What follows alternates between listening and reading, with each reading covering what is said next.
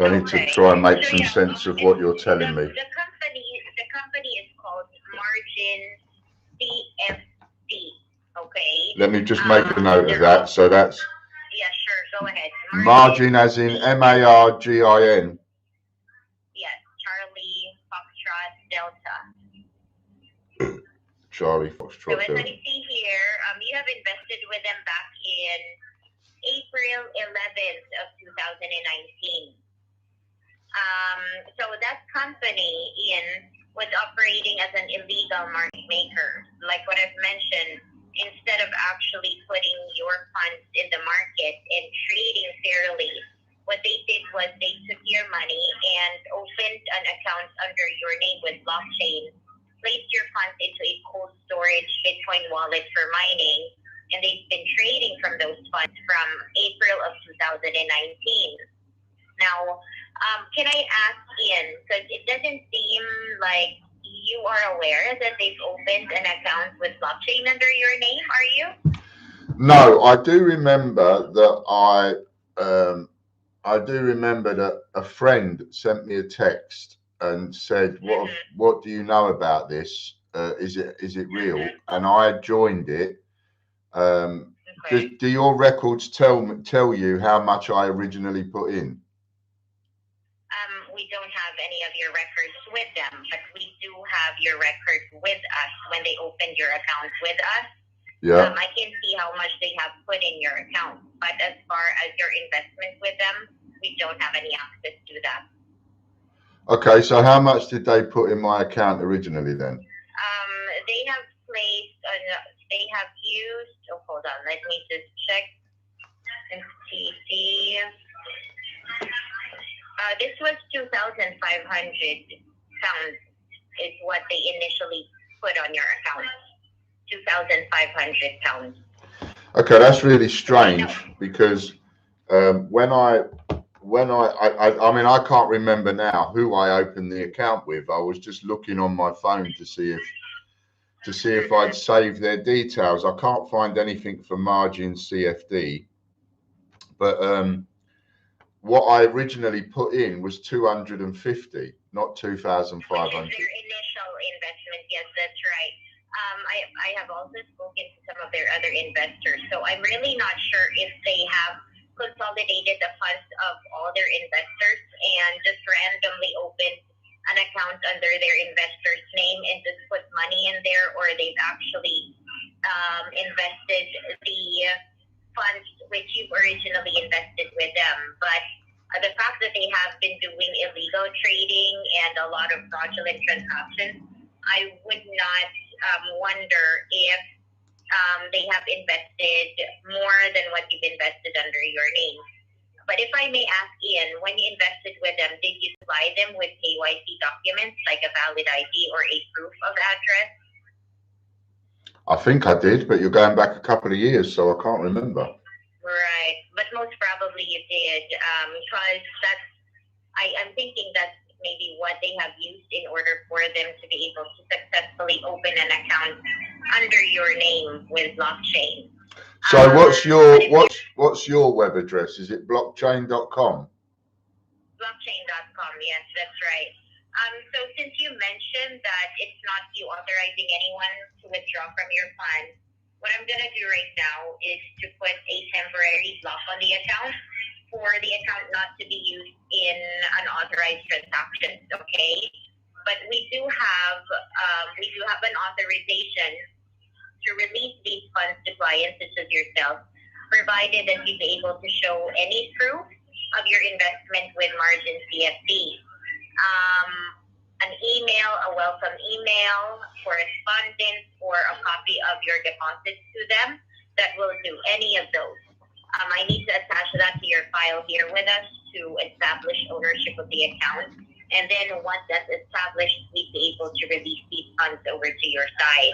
So how do I log into blockchain then? If I've got an account with you, how do I log in to see it? You won't be able to, since our security department has already flagged your account because of unauthorized withdrawal of funds. Right. So you won't be able to. Okay. Okay.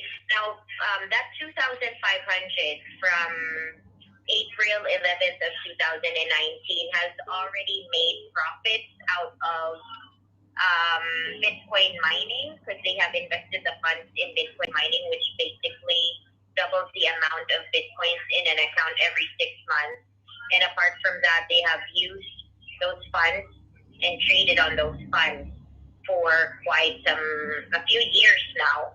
And back in 2019, one Bitcoin amounts to roughly $5,000 to $7,000 only. But moving forward to this date, one Bitcoin already amounts to $43,000. So as we speak, you currently have 4.986 Bitcoins on the account. Let me check how much this is in pounds. Just a moment. 4.986. That's roughly 161,826 pounds.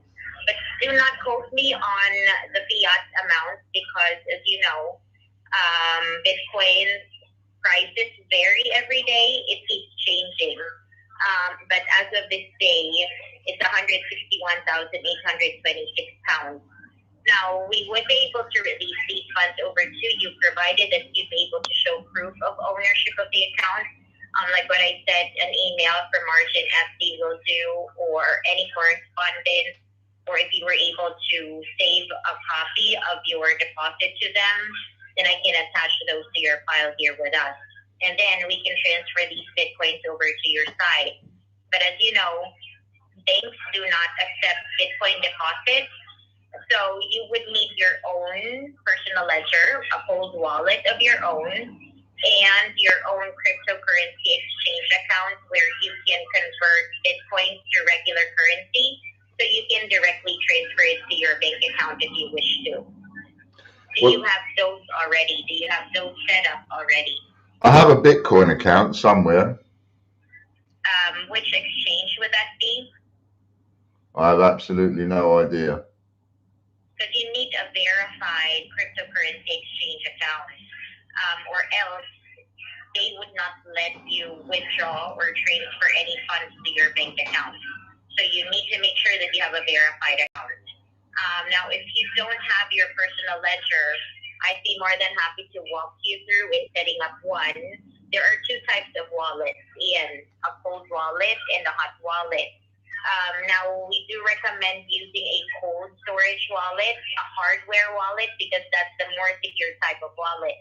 Because you can only access it from the device where you've downloaded it to. Unlike with a hot wallet, wherein you have to create a username and a password, and if somebody gets a hold of those information, they'd be able to log into the account from any device.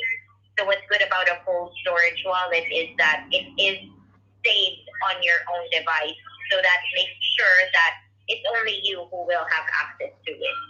Okay, but before we do that, let's first make sure that I'm able to establish ownership of the account. Could you please check your email, search for Margin CFD, and see what you can find from there, so that I can attach it to your file here with us? Well, I'm finding nothing. MARGIN. I've searched that and I'm finding nothing.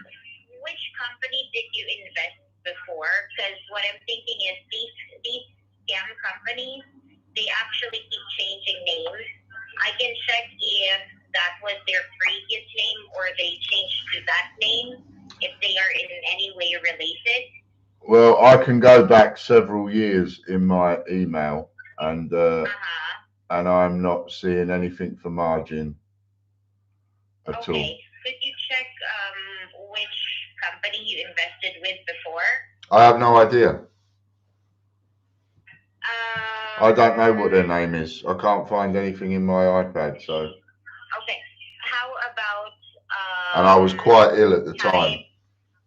Type trading account on your search bar.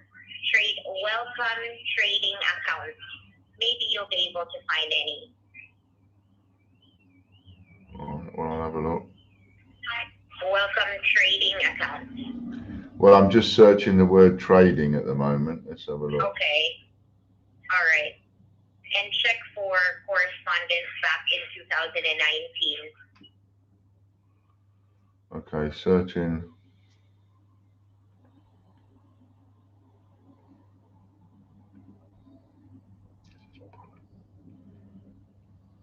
Okay, nothing under the words trading account. How about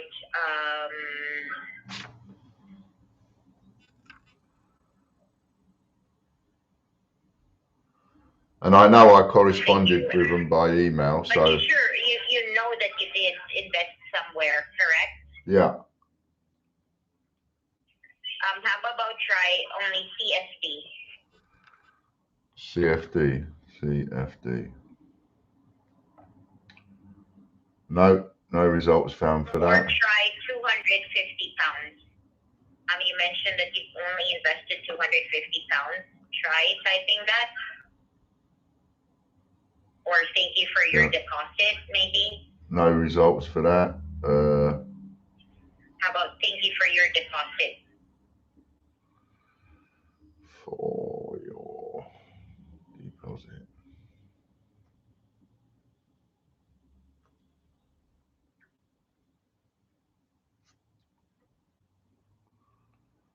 No, that's for a copier.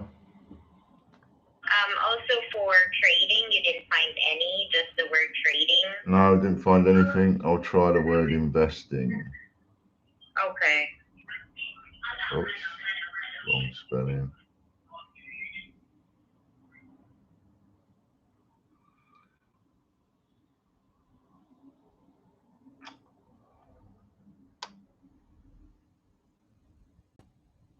Or if you'd be able to access your statement of account, search for this date,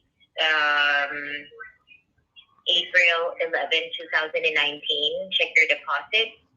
I'm sure you'd be able to find that from there.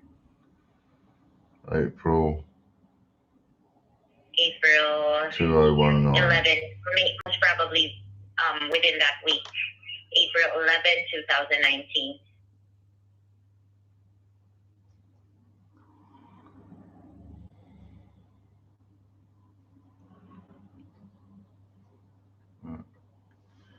I'm going to try searching on a different device, see if it's any. Okay. Or what I'm going to do, Ian, I'm going to send you an email. Search for any proof first, and then we can proceed with setting up your Bitcoin ledger after we have already established ownership of the account. Okay. So once you find any correspondence or a copy of your deposit, send me an email. Send it to my email, and then I can call you so we can proceed from there. Okay. The email address that we have here on your file is ianlambert@me.com. Is this correct? Yeah, ianplambert@me.com. Okay. All right. Yep. I'll send you an email, and I wish you'd be able to search for those correspondence so that we'd be able to release these funds over to you. Okay. And if any case, don't worry because your funds are currently safe in Bitcoin. This account will be flagged until proper KYC documents have already been established on the account. Okay. Okay, this all sounds very confusing. Blockchain. Would your name have been in it? Blockchain, yes. No, I mean, would your name have been in the email? No. My name is Emily Blythe. I'm just composing the email right now. Hold on just a moment. No, I'm searching my emails for something that might come to,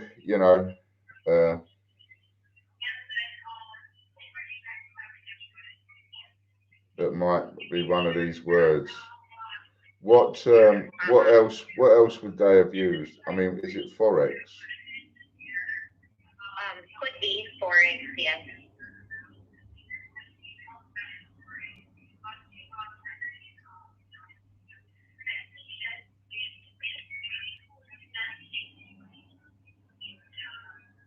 No, I'm finding nothing. So yeah, what I would suggest is you go over your statement of account, the card which you remember using for that transaction. Maybe go back to 2019, your statement in 2019, and I'm sure if you do remember investing 250 or depositing 250, you surely will find it there. Yeah. Okay. But in the meantime, we really can't do anything on the account until ownership of the account has already been established. So have you sent me an email then? Yes, I will be. I'm already in the process of composing an email for you. Give me just a moment. I want to make sure you receive this before I let you go. Yeah. Origin CSC. Okay. I'd like to try and figure out what their name is. Because these kind of scam companies, they go by different names. Once they lose their license, once their office shuts down, they keep changing names.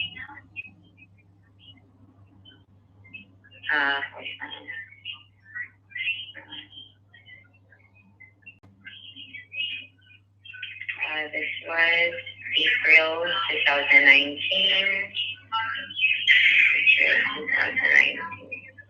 Okay, I also have I'm providing you with your case ID. My what ID? Whenever somebody calls you, case ID. Whenever someone calls you claiming to be from blockchain, they should be able to provide you with that case ID. Otherwise, they're not who they say they are if they are unable to provide that. Okay. Hold on. Okay. All right. I just sent you the email. Could you check? Okay.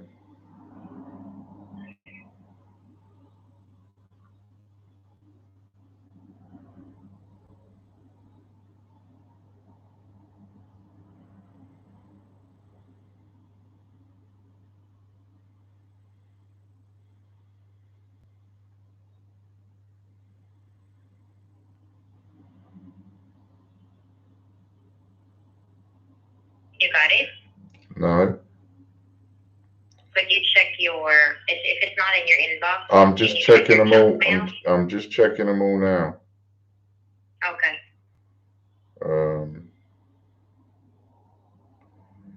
No, delete. Delete.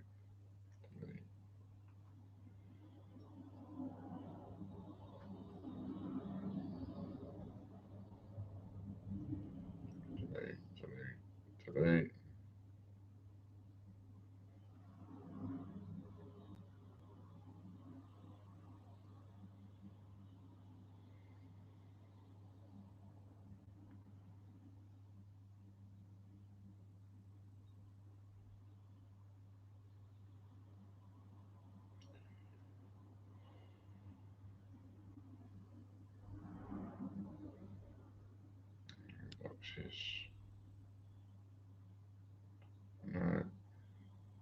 You sure you sent it to the right place? IAN. Yep, IAN. PLAMBERT @me.com. That's it. I'm sure it should be on your junk mail if you can't see it on your inbox, your spam folder or your junk mail. I'm looking at my junk mail now. I got Emily Blythe. And I got 4 in there, so that's not it.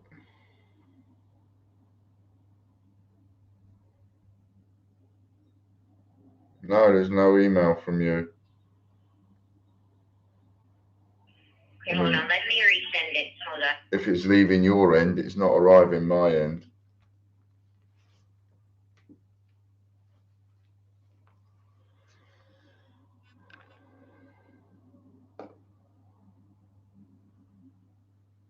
Junk.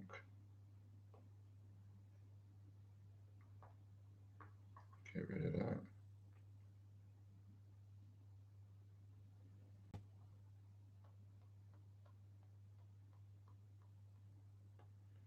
So something's not quite right.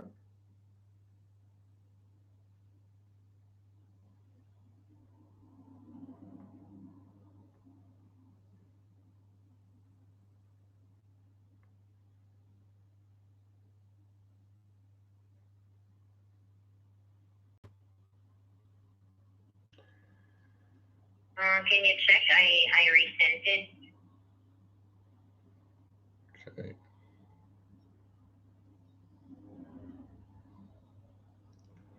Oh, okay. I think I get it now. I am receiving an undelivered mail return to sender. It seems like it's undeliverable. Are you using iCloud? I use Apple, yeah. But are you using an iCloud email? Is this an iCloud email address? Could But be. for some reason, we have trouble sending to iCloud email addresses. Do you have any other email, like maybe a Gmail or a Yahoo? No, hang on then.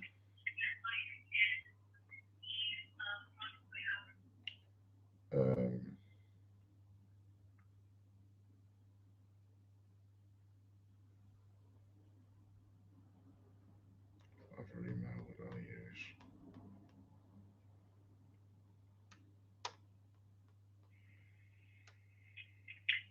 Yeah, I remember this. This does not only happen to you. It happens to all clients who actually have an iCloud email address.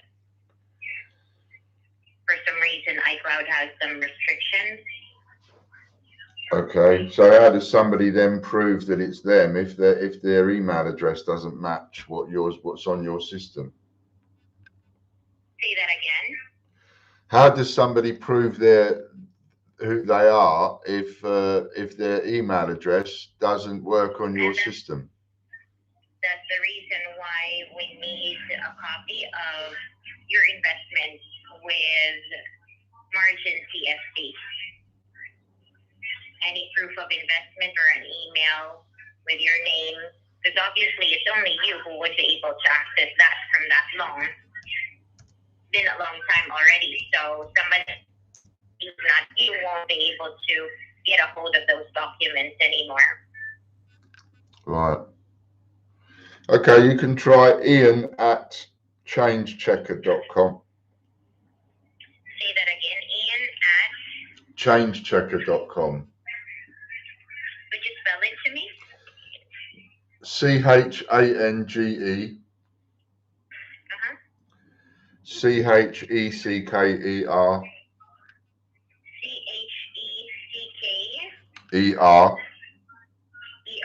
Okay. .com. Okay. Ian at changechecker.com, correct? Yeah. Okay. All right. I'm sending it to you now. Now, when you send me the proof of investment, please make sure that your name is on there. If not, your old email address is on there. And also their signature, e-signature, okay? Or their logo should be there as well. Okay. Were you able to receive the email? Have you what you're saying? You sent it already? Yes, I sent it already. Emily Blythe. Yes, that's correct. Margin CFD.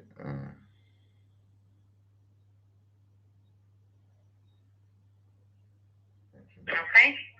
Right. Because we really can't move forward from here until we're able to establish ownership of the account. Okay?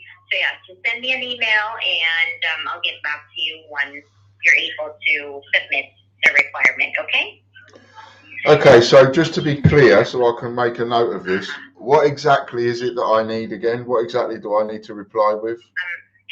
Any proof of your investment with Margin CFD or their old name, their new name, any email coming from them that confirms that you have an account with them, like a welcome email or a thank you for depositing this much, or here's your account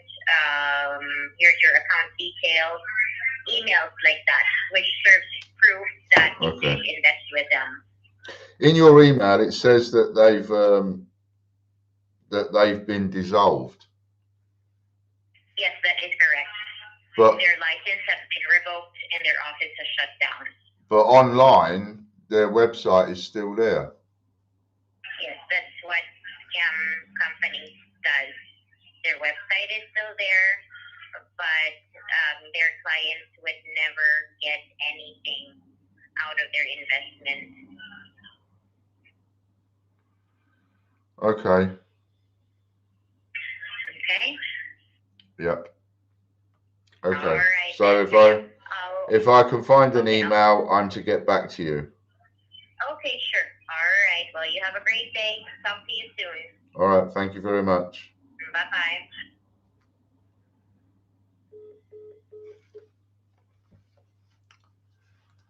Now then, how on earth do some people not buy into that kind of thing? According to these people, if you got what they were saying,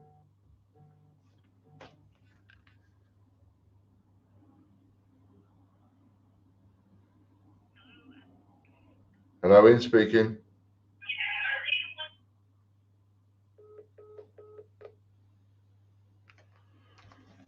I mean, if you got what they were saying, so they were saying that essentially they got the figures wrong to start with, because I asked them how much, according to your system, did I originally invest, and they said 2,500, but it was 250,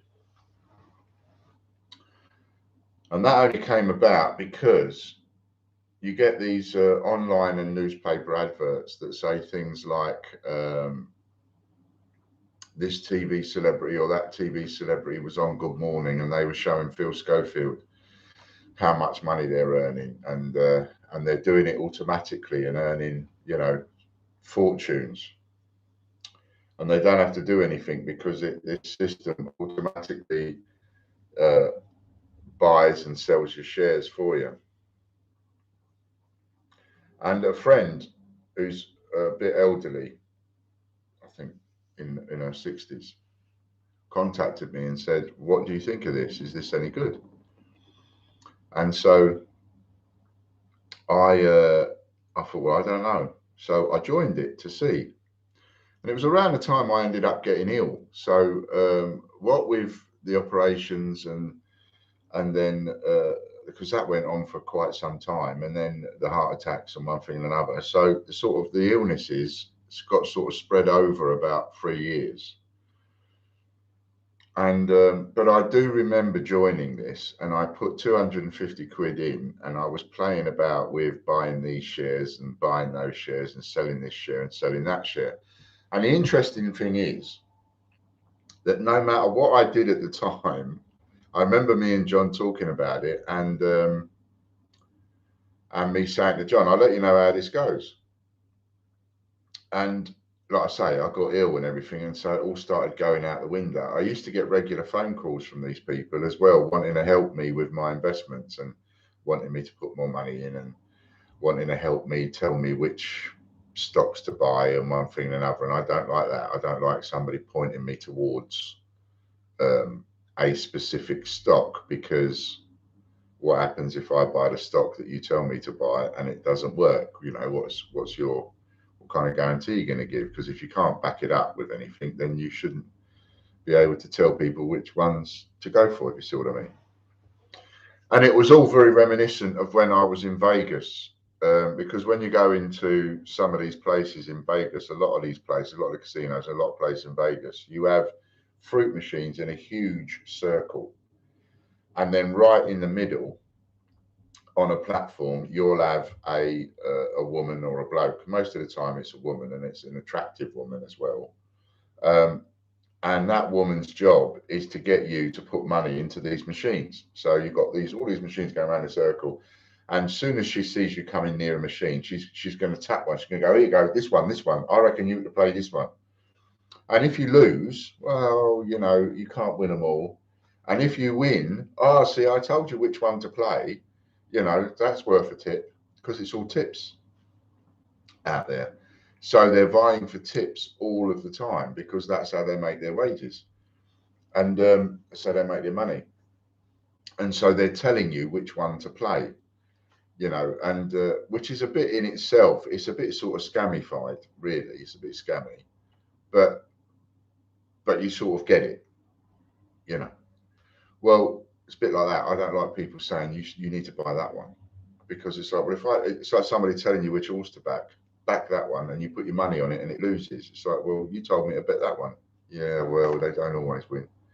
But then if your horse wins, then that person takes full credit and says, see, I told you, I know my stuff. I've got people. I know this. I know that. You should take notice of me. And so, anyway, I bought 200. I put 250 quid I'd uploaded, and I played around with it a little bit. I remember that, and I also remember that no matter what I did, I lost. Whatever it was I bought into didn't work. It was like, and then I go on it again and find out, oh, that's gone down in value. I've lost money on that. And the 250 quid was dwindling down and dwindling down and dwindling down. And the last time I saw it, it was about 160 quid in there. And I thought, I must log in, and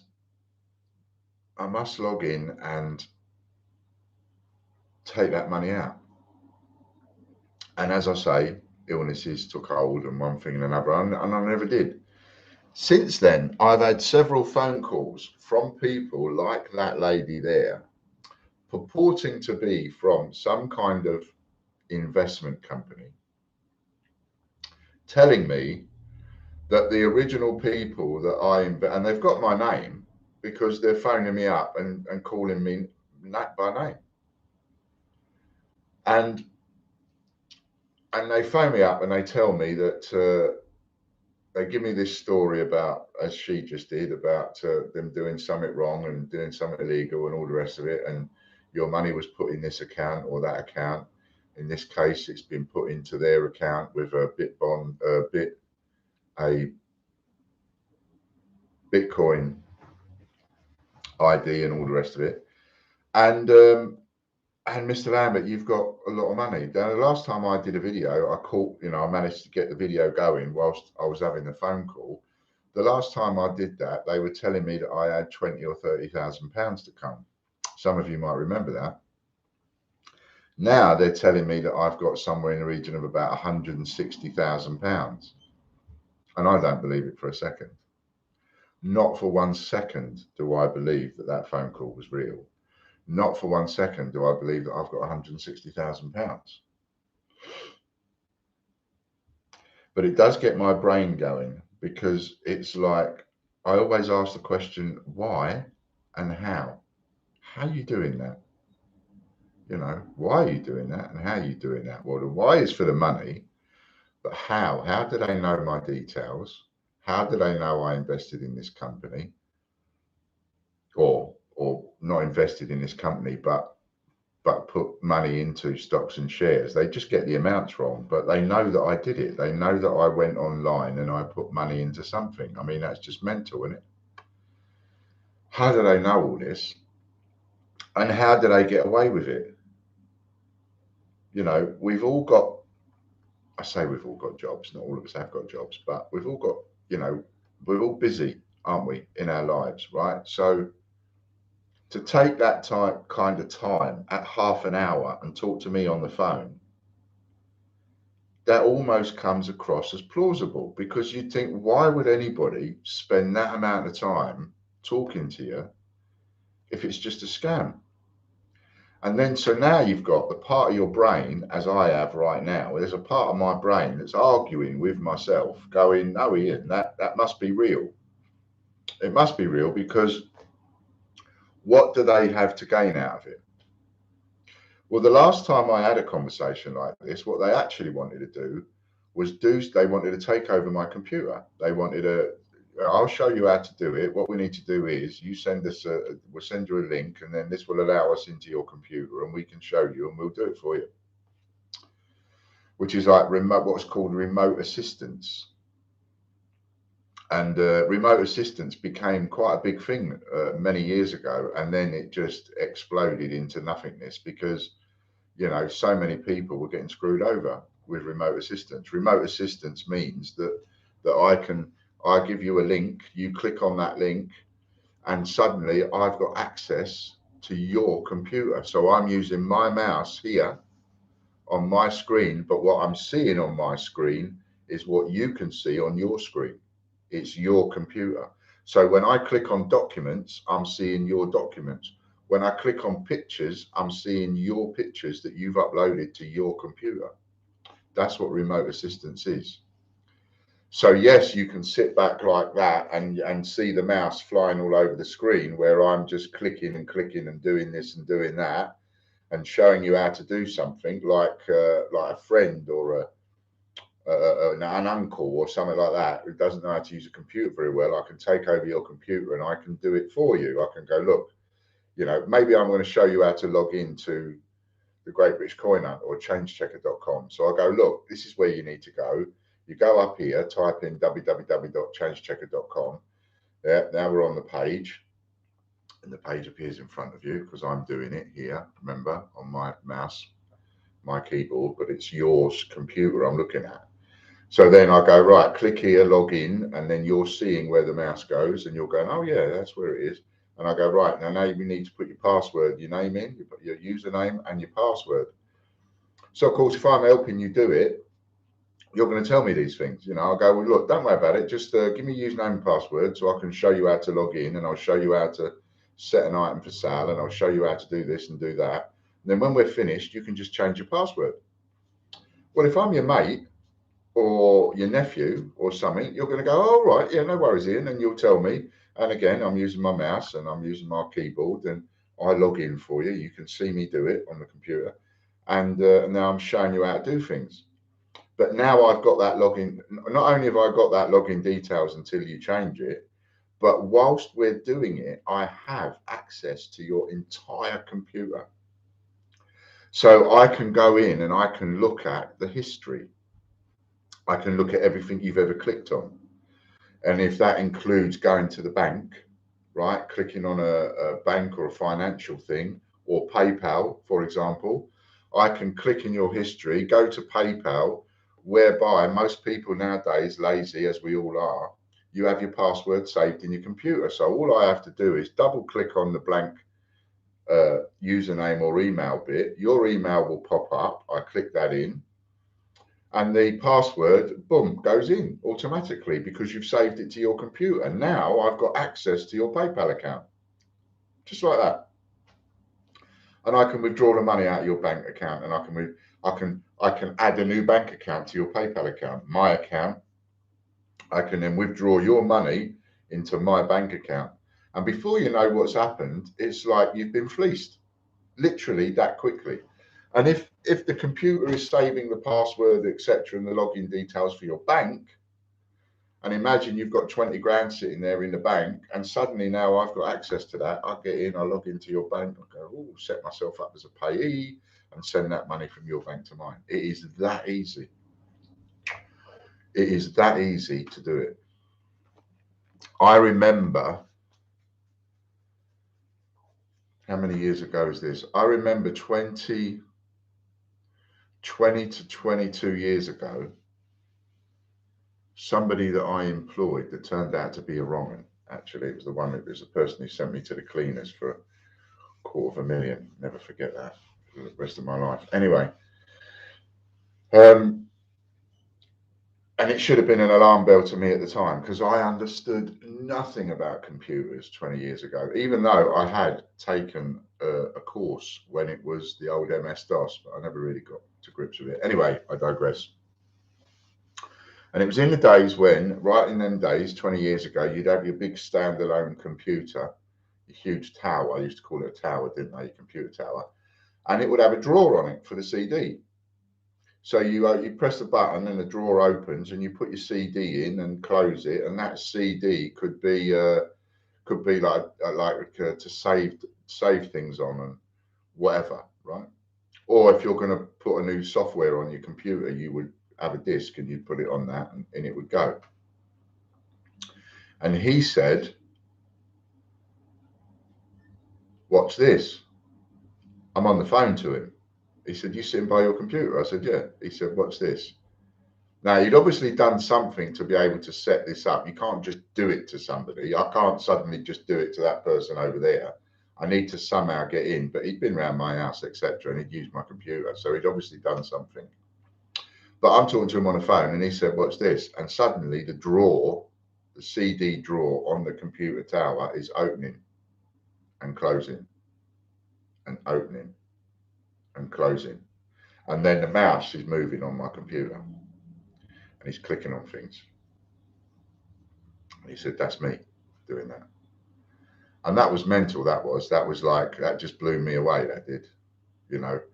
And I'm thinking, wow, this what a cool guy. This guy knows his stuff. This is a great guy to have on board. I should have thought the other way, shouldn't I?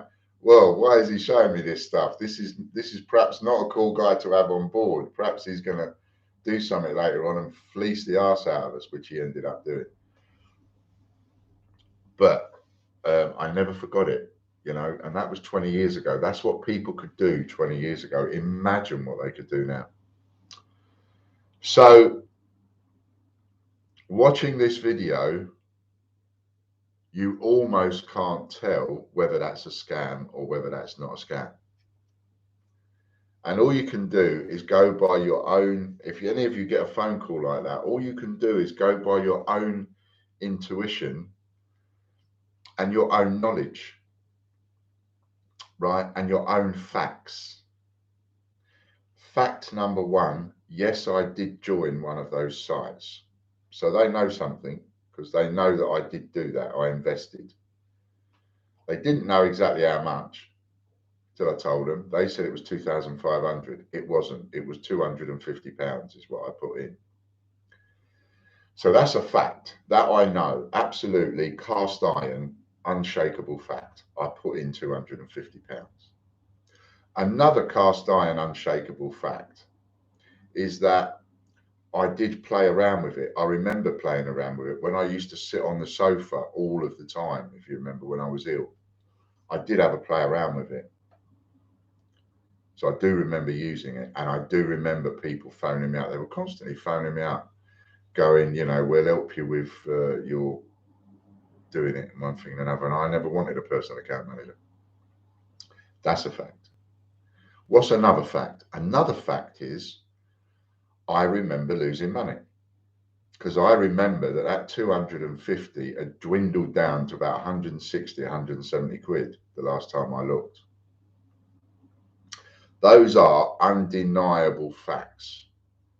And you've got to grasp the little things. Otherwise, things like this could send you a bit, suddenly you're in. Once you're in, once you're believing it, well, if you're believing it, once you believe it and you're thinking you've got 160 grand to come, you'll give these people anything. Because the £160,000 is taking over your head. And it's like, oh, I must have that. That's my money. It's my money. I want it. It's my money. Right? I don't believe for 1 second that £160,000 that she's telling me about exists. I don't believe it. So the other fact is that I did lose money. That's a cast iron fact because I remember doing it. Just like I remember getting out of bed this morning. I remember doing that. I know I've got a bit of a problem with my memory, but I remember that. And I lost money. So that went down to about 160, 170 quid. So all of those things are fact. Okay. So now what you're asking me to believe is you're asking me to believe that the 160, 170 pounds that was left in this account online a couple of years ago, this 160 pounds, I just happened to have left it sitting on a investment, having bought stocks or whatever I bought with £160, whatever company that was invested in, you're asking me to believe that has miraculously turned into £160,000. That I don't believe. Not for 1 second do I believe that. Even though, as I'm talking to you, as I'm talking to you now, there is a little part of my brain that's going, are you sure? Are you sure? Are you 100% sure? I mean, is it not remotely possible that you could have left that 160 quid and it is real and it has turned into 160 grand, and these are a bunch of shysters, that this company is saying they're a bunch of shysters, but your money is safe, and all you've got to do is find the email and prove that this is you. Because once you find the email and prove that this is you, these people will give you the money. No, they won't. They're going to want more evidences. They're not just going to want the copy of an email. Who gives 160 grand over on the copy of an email? Nobody. So they're going to want me to upload more ID, a copy of my passport, driving license, whatever, credit cards.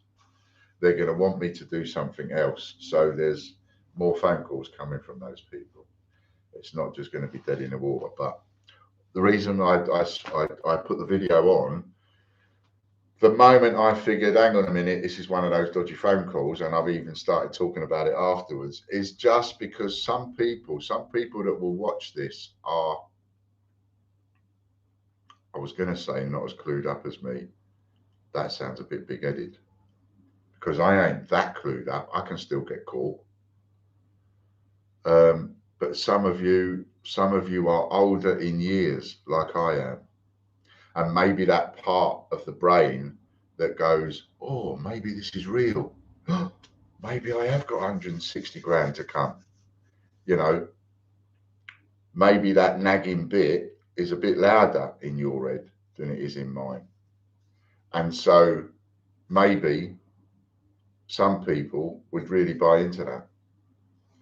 And suddenly what money you have got in the bank, poof, it's all gone. So, wow, what a phone call. Because it's a phone call that it's like, some of you are going to think, no, Ian, that's real. I bet that's real. You have got this money to come. That really sounded real. And some of you are going to go, no, that sounded bent. Is it a scam? Is it not a scam? You tell me. Your thoughts in the comments will be interesting. Right, I'm off. I've got work to do. I've got to sort out yesterday's prizes and everything. Make sure you get your entries in tonight for George's draw and Hector's draw. Okay then, thanks a lot. Bye for now.